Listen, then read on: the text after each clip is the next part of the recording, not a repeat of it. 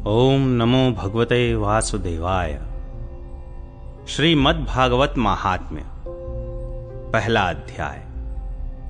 देवर्षि नारद की भक्ति से भेंट। सच्चिदानंद स्वरूप भगवान श्री कृष्ण को हम नमस्कार करते हैं, जो जगत की उत्पत्ति, स्थिति और विनाश के हेतु तथा आध्यात्मिक, आधिदैविक और आधि भौतिक तीनों प्रकार के तापों का नाश करने वाले हैं। जिस समय श्री शुकदेव जी का यज्ञोपवीत संस्कार भी नहीं हुआ था तथा लौकिक वैदिक कर्मों के अनुष्ठान का अवसर भी नहीं आया था, तभी उन्हें अकेले ही संन्यास लेने के लिए घर से जाते देखकर उनके पिता व्यास जी विरह से कातर होकर पुकारने लगे, बेटा बेटा तुम कहां जा रहे हो? उस समय वृक्षों ने तन्मय होने के कारण श्री शुकदेव जी की ओर से उत्तर दिया था, ऐसे सर्वभूत हृदय स्वरूप श्री शुकदेव मुनि को मैं नमस्कार करता हूं। एक बार भगवत कथामृत का रसास्वादन करने में कुशल मुनिवर शौनक जी ने नैमिषारण्य क्षेत्र में विराजमान महामति सूत जी को नमस्कार करके उनसे पूछा। शौनक जी बोले, सूत जी, आपका ज्ञान अज्ञानांधकार को नष्ट करने के लिए करोड़ों सूर्यों के समान है। आप हमारे कानों के लिए रसायन, अमृत स्वरूप सार गर्भित कथा कहिए। भक्ति, ज्ञान और वैराग्य से प्राप्त होने वाले महान विवेक की वृद्धि किस प्रकार होती है तथा वैष्णव लोग किस तरह इस माया मोह से अपना पीछा छुड़ाते हैं। इस घोर कलिकाल में जीव प्रायः आसुरी स्वभाव के हो गए हैं। विविध क्लेशों से आक्रांत इन जीवों को शुद्ध दैवी शक्ति संपन्न बनाने का सर्वश्रेष्ठ उपाय क्या है? सूत जी, आप हमें कोई ऐसा शाश्वत साधन बताइए जो सबसे अधिक कल्याणकारी तथा पवित्र करने वालों में भी पवित्र हो तथा जो भगवान श्री कृष्ण की प्राप्ति करा दे। चिंतामणि केवल लौकिक सुख दे सकती है और कल्प वृक्ष अधिक से अधिक स्वर्गीय संपत्ति दे सकता है, परंतु गुरुदेव प्रसन्न होकर भगवान का योगी दुर्लभ नित्य वैकुंठ धाम दे देते हैं। सूत जी ने कहा, शौनक जी, तुम्हारे हृदय में भगवान का प्रेम है, इसलिए मैं विचार कर तुम्हें संपूर्ण सिद्धांतों का निष्कर्ष सुनाता हूं, जो जन्म मृत्यु के भय का नाश कर देता है, जो भक्ति के प्रवाह को बढ़ाता है और भगवान श्री कृष्ण की प्रसन्नता का प्रधान कारण है। मैं तुम्हें वह साधन बतलाता हूं, उसे सावधान होकर सुनो। श्री शुकदेव जी ने कलयुग में जीवों के काल रूपी सर्प के मुख का ग्रास होने के त्रास का आत्यंतिक नाश करने के लिए श्रीमद्भागवत शास्त्र का प्रवचन किया है। मन की शुद्धि के लिए इससे बढ़कर कोई साधन नहीं है। जब मनुष्य के जन्म जन्मांतर का पुण्य उदय होता है, तभी उसे इस भागवत शास्त्र की प्राप्ति होती है। जब शुकदेव जी राजा परीक्षित को यह कथा सुनाने के लिए सभा में विराजमान हुए, तब देवता लोग उनके पास अमृत का कलश लेकर आए। देवता अपना काम बनाने में बड़े कुशल होते हैं, अतः यहां भी सबने शुकदेव मुनि को नमस्कार करके कहा, आप यह अमृत लेकर बदले में हमें कथामृत का दान दीजिए। इस प्रकार परस्पर विनिमय हो जाने पर राजा परीक्षित अमृत का पान करें और हम सब श्रीमद्भागवत रूप अमृत का पान करेंगे। इस संसार में कहां कांच और कहां महामूल्य मणि तथा कहां सुधा और कहां कथा। श्री शुकदेव जी ने उस समय देवताओं की हंसी उड़ा दी। उन्हें भक्ति शून्य कथा का अनधिकारी जानकर कथामृत का दान नहीं किया। इस प्रकार यह श्रीमद्भागवत की कथा देवताओं को भी दुर्लभ है। पूर्व काल में श्रीमद्भागवत के श्रवण से ही राजा परीक्षित की मुक्ति देखकर ब्रह्मा जी को भी बड़ा आश्चर्य हुआ था। उन्होंने सत्यलोक में तराजू बांधकर सब साधनों को तौला। अन्य सभी साधन तौल में हल्के पड़ गए। अपने महत्व के कारण भागवत ही सबसे भारी रहा। यह देखकर सभी ऋषियों को बड़ा विस्मय हुआ। उन्होंने कलयुग में इस भगवत रूप भागवत शास्त्र को ही पढ़ने सुनने से तत्काल मोक्ष देने वाला निश्चय किया। सप्ताह विधि से श्रवण करने पर यह निश्चय ही भक्ति प्रदान करता है। पूर्व काल में इसे दया परायण सनकादि ने देवर्षि नारद को सुनाया था। यद्यपि देवर्षि ने पहले ब्रह्मा जी के मुख से इसे श्रवण कर लिया था, तथापि सप्ताह श्रवण की विधि तो उन्हें सनकादि ने ही बताई थी। शौनक जी ने पूछा, सांसारिक प्रपंच से मुक्त एवं विचरणशील नारद जी का सनकादि के साथ संयोग कहां हुआ और विधि विधान के श्रवण में उनकी प्रीति कैसे हुई? सूत जी ने कहा, अब मैं तुम्हें वह भक्ति पूर्ण कथानक सुनाता हूं जो श्री सुखदेव जी ने मुझे अपना अनन्य शिष्य जानकर एकांत में सुनाया था। एक दिन विशालापुरी में वे चारों निर्मल ऋषि सत्संग के लिए आए। वहां उन्होंने नारद जी को देखा। सनकादि ने पूछा, ब्रह्मन, आपका मुख उदास क्यों हो रहा है? आप चिंतातुर कैसे हैं? इतनी जल्दी जल्दी आप कहां जा रहे हैं और आपका आगमन कहां से हो रहा है? इस समय तो आप उस पुरुष के समान व्याकुल जान पड़ते हैं जिसका सारा धन लुट गया हो। आप जैसे आसक्ति रहित पुरुषों के लिए यह उचित नहीं है। इसका कारण बताइए। नारद जी ने कहा, मैं सर्वोत्तम लोक समझकर पृथ्वी में आया था।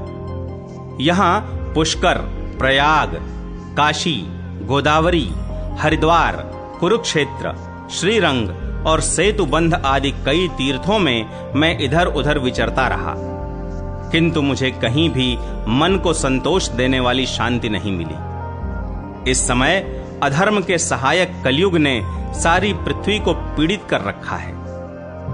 अब यहां सत्य, तप, शौच, दया, दान आदि कुछ भी नहीं है। बेचारे जीव केवल अपना पेट पालने में लगे हुए हैं। वे असत्यभाषी, आलसी, मंदबुद्धि, भाग्यहीन, उपद्रवग्रस्त हो गए हैं। जो साधु संत कहे जाते हैं वे पूरे पाखंडी हो गए हैं। देखने में तो वे विरक्त हैं, किंतु स्त्री धन आदि सभी का परिग्रह करते हैं। घरों में स्त्रियों का राज्य है। साले सलाहकार बने हुए हैं। लोभ से लोग कन्या विक्रय करते हैं और स्त्री पुरुषों में कलह मचा रहता है। महात्माओं के आश्रम, तीर्थ और नदियों पर यवनों का अधिकार हो गया है। उन दुष्टों ने बहुत से देवालय भी नष्ट कर दिए हैं। इस समय यहां न कोई योगी है, न सिद्ध है, न ज्ञानी है और न सत्कर्म करने वाला ही है। सारे साधन इस समय कलिरूप दावानल से जलकर भस्म हो गए हैं। इस कलयुग में सभी देशवासी बाजारों में अन्न बेचने लगे हैं। ब्राह्मण लोग पैसा लेकर वेद पढ़ाते हैं और स्त्रियां वेश्यावृत्ति से निर्वाह करने लगी हैं। इस तरह कलयुग के दोष देखता और पृथ्वी पर विचरता हुआ मैं यमुना जी के तट पर पहुंचा, जहां भगवान श्री कृष्ण की अनेकों लीलाएं हो चुकी हैं। मुनिवरों, सुनिए, वहां मैंने एक बड़ा आश्चर्य देखा। वहां एक युवती स्त्री खिन्न मन से बैठी थी। उसके पास दो वृद्ध पुरुष अचेत अवस्था में पड़े जोर जोर से सांस ले रहे थे। वह तरुणी उनकी सेवा करती हुई कभी उन्हें चेत कराने का प्रयत्न करती और कभी उनके आगे रोने लगती थी। वह अपने शरीर के रक्षक परमात्मा को दसों दिशाओं में देख रही थी। उसके चारों ओर सैकड़ों स्त्रियां उसे पंखा झल रही थीं और बार बार समझाती जाती थीं। दूर से यह सब चरित्र देखकर मैं कुतूहलवश उसके पास चला गया। मुझे देखकर वह युवती खड़ी हो गई और बड़ी व्याकुल होकर कहने लगी। युवती ने कहा, अजी महात्मा जी, क्षण भर ठहर जाइए और मेरी चिंता को भी नष्ट कर दीजिए। आपका दर्शन तो संसार के सभी पापों को सर्वथा नष्ट कर देने वाला है। आपके वचनों से मेरे दुख की भी बहुत कुछ शांति हो जाएगी। मनुष्य का जब बड़ा भाग्य होता है तभी आपके दर्शन हुआ करते हैं। नारद जी कहते हैं, तब मैंने उस स्त्री से पूछा, देवी तुम कौन हो? ये दोनों पुरुष तुम्हारे क्या होते हैं? और तुम्हारे पास ये कमल नयनी देवियां कौन हैं? तुम हमें विस्तार से अपने दुख का कारण बताओ। युवती ने कहा, मेरा नाम भक्ति है। ये ज्ञान और वैराग्य नामक मेरे पुत्र हैं। समय के फेर से ही ये ऐसे जर्जर हो गए हैं। ये देवियां गंगा जी आदि नदियां हैं। ये सब मेरी सेवा करने के लिए ही आई हैं। इस प्रकार साक्षात देवियों के द्वारा सेवित होने पर भी मुझे सुख शांति नहीं है। तपोधन, अब ध्यान देकर मेरा वृत्तांत सुनिए। मेरी कथा वैसे तो प्रसिद्ध है, फिर भी उसे सुनकर आप मुझे शांति प्रदान करें। मैं द्रविड़ देश में उत्पन्न हुई, कर्नाटक में बढ़ी, कहीं कहीं महाराष्ट्र में सम्मानित हुई, किंतु गुजरात में मुझको बुढ़ापे ने आ घेरा। वहां घोर कलयुग के प्रभाव से पाखंडियों ने मुझे अंग भंग कर दिया। चिरकाल तक यह अवस्था रहने के कारण मैं अपने पुत्रों के साथ दुर्बल और निस्तेज हो गई। अब जब से मैं वृंदावन आई, तब से पुनः परम सुंदरी स्वरूपवती नवयुवती हो गई हूं। किंतु सामने पड़े हुए ये दोनों मेरे पुत्र थके मांदे दुखी हो रहे हैं। अब मैं यह स्थान छोड़कर अन्यत्र जाना चाहती हूं। ये दोनों बूढ़े हो गए हैं, इसी दुख से मैं दुखी हूं। मैं तरुणी क्यों और ये दोनों मेरे पुत्र बूढ़े क्यों? हम तीनों साथ साथ रहने वाले हैं, फिर यह विपरीतता क्यों? होना तो यह चाहिए कि माता बूढ़ी हो और पुत्र तरुण। इसी से मैं आश्चर्यचकित चित्त से अपनी इस अवस्था पर शोक करती रहती हूं। आप परम बुद्धिमान एवं योग निधि हैं। इसका क्या कारण हो सकता है, बताइए। नारद जी ने कहा, साध्वी, मैं अपने हृदय में ज्ञान दृष्टि से तुम्हारे संपूर्ण दुख का कारण देखता हूं। तुम्हें विषाद नहीं करना चाहिए। श्री हरि तुम्हारा कल्याण करेंगे। सूत जी कहते हैं, मुनिवर नारद जी ने एक क्षण में ही उसका कारण जानकर कहा। नारद जी ने कहा, देवी सावधान होकर सुनो, यह दारुण कलयुग है। इसी से इस समय सदाचार, योग मार्ग और तप आदि सभी लुप्त हो गए हैं। लोग शठता और दुष्कर्म में लगकर अघासुर बन रहे हैं। संसार में जहां देखो वहीं सत्पुरुष दुख से म्लान हैं और दुष्ट सुखी हो रहे हैं। इस समय जिस बुद्धिमान पुरुष का धैर्य बना रहे, वही बड़ा ज्ञानी या पंडित है।